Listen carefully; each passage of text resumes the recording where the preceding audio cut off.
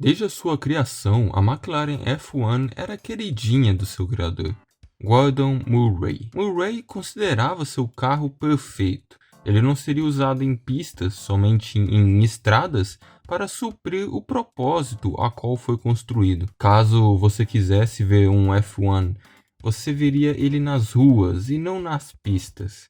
Isso até a BPR Global GT Series aparecer.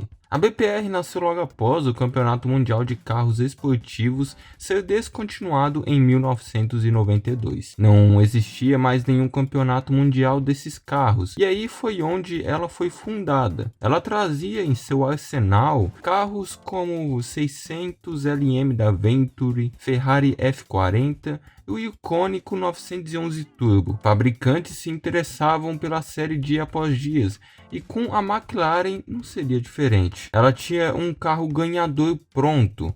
O original ultrapassava os limites de potência do campeonato, a carroceria era perfeita e a aerodinâmica impecável. Mas Gordon Murray era quem poderia dar o aval. Vendo o potencial do carro, o vencedor de Le Mans, John Nielsen, tentava convencer Gordon a ceder e deixar aquele orgulho de lado. Bom, ele conseguiu. Depois do aval de Gordon, uma carroceria não utilizada pela empresa foi levada para ser totalmente modificada. Como parecia um carro de corrida, eles tiveram que fazer o básico.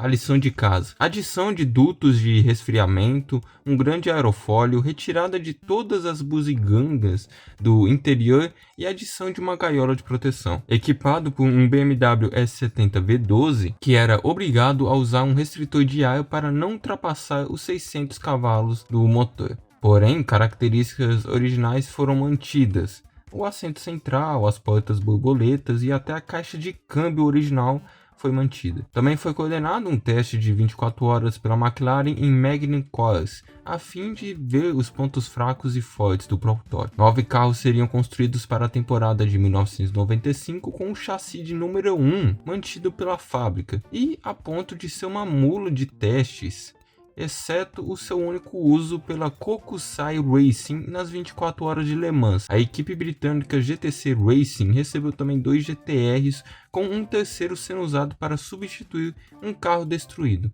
E também 4 equipes de corrida também receberam 4 chassis cada, sendo que o chassi de número 9 foi vendido para o Hassanal Bolkiah, o Sudão de Brunei. A Le Mans de 1995, na equipe Kokusai, obteve a vitória e também a maior velocidade registrada, chegando a incríveis 281 km. A temporada de 96, a McLaren teve que atualizar o protótipo devido a carros mais novos chegando no campeonato. A F50, que foi um deles, porém logo depois ela foi de comes e bebes. O Porsche 911 GT1, que era auxiliado pela BMW, que aproveitou a oportunidade que teve com a McLaren para firmar-se no esporte. 2 chassis mais antigos do F1 foram modificados, o de número 3 e o de número 6, para ser específico da temporada de 96, sendo que os F1 foram os carros mais rápidos daquele ano, batendo 330 km na reta da Mulsanne, que foi mais rápido que o do ano seguinte. O ano de 97 já não começou muito bom para as McLarens. A Mercedes também tentava mostrar o seu valor com o CLK GTR. A carroceria do F1 teve que ser alterada para ter que manter um dual face baixo e também tiveram que alterar a frente. O aerofólio também ficou mais largo e o custo do motor teve que ser reduzido, o que fez ele ser voltado para 6 litros, em uma tentativa de manter também a vida útil do motor. A tão famosa caixa de marchas original, que se mantinha ainda, teve que ser alterado por uma X-Track de 6 velocidades. Também foram construídos 10 GTRs, com nenhum dos carros anteriores sendo atualizados para aquela temporada. A McLaren também foi forçada a construir GTR de rua, usando carroceria da temporada de 1997 do FIA GT. Eles passaram a ser chamados de F1 GT, dos quais apenas 3 chegaram a ser construídos. Isso sem contar os Longtail, que utilizava a carroceria do GTR de homologação para o campeonato, a qual tinha uma traseira também mais robusta e mais longa. Porém, vimos a idade chegar em Le Mans. Ele bateu os 317 km, uma quilometragem alta, porém ficou atrás do Nissan R390 GT1, do TWR Porsche e do 911 GT1 Evo.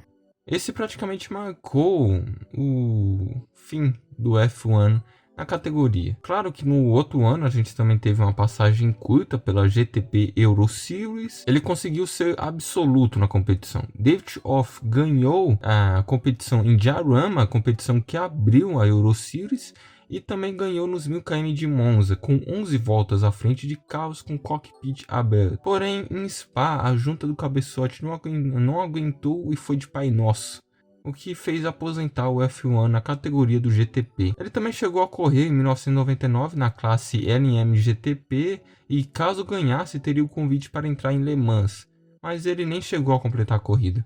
Além de ter corrido no BPR Global GT, a McLaren F1 correu no campeonato da FIA GT, no JCTC, no BRDC GT e nas 24 horas de Le Mans. Também tivemos outros campeonatos, como no Brasil, em 1996, onde a equipe Bigazi trouxe eles para correr em Curitiba e Brasília, ganhando de outros 2 McLaren. Também correu nas 6 horas de Vallelunga e no GTR Euro Series. Em 1998, a maioria dos GTRs também foram abandonados. A idade chegou para todos e o chassi número 1 foi exibido ao público. Alguns outros foram comprados por colecionadores para guardar ou correr em um track day, como foi o caso dos GT90. Era uma série que ia reviver os carros que tinham vindo do BPR. Era um track day de rico. E como alguns carros ainda estavam em perfeitas condições, a McLaren os modificou para atender os regulamentos para colocar eles nas ruas, sendo que muitos deles são conduzidos nas ruas até hoje. Os F1 GTR teve ao todo 28 chassis, sendo que o 28º era o chassi de número 27, que acabou sendo danificado no transporte, e a placa do chassi foi recolocada no chassi de número 27. E foi também criado um novo chassi com as peças que tinham sobrado, apelidado de chassi número 28R. Ao todo, o McLaren F1 GTR teve 120 corridas, ganhou 38 delas e ficou 6 vezes no pódio. Como em campeonatos de pilotos também, eles ganharam 3 vezes.